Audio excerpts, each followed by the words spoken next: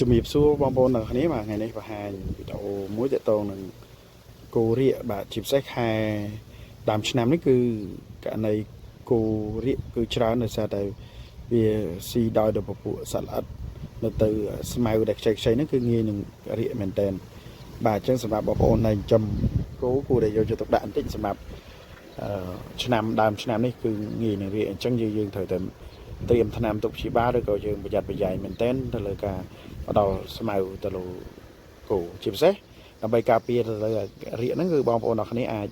ចាក់ទម្លាក់សត្វល្អិតទៅហើយទៅកុំឲ្យវាមានពពួកសត្វល្អិតនៅក្នុងកាពះពោះវៀនច្រើន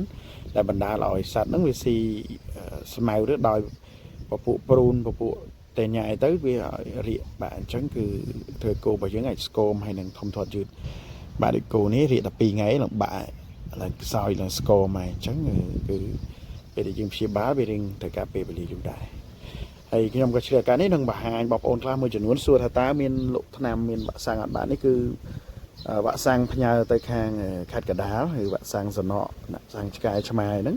បងប្អូនអរគ្នាត្រូវការវ៉ាក់សាំងនេះគឺខ្ញុំមានវ៉ាក់សាំងគោជ្រូកឆ្កែឆ្មាគឺមានមកចប់តែម្ដងឬក៏យើងគ្រាន់តែចង់ប្រឹក្សាយោបល់ឬក៏សាកសួរតម្លៃក៏បានដែរ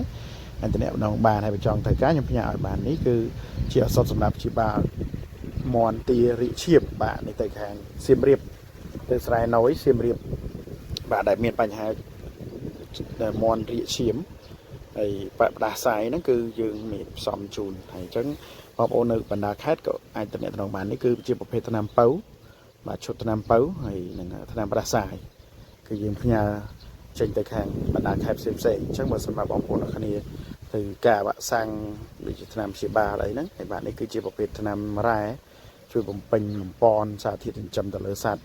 ឲ្យវាមានឆ្អឹងរឹងមាំលូតលាស់ឆ្អឹងបានល្អប្រសើរបាទហើយយើងទៅខ្ចប់ដាក់ជូនទៅតាមរយៈបន្ថែមបាទដាក់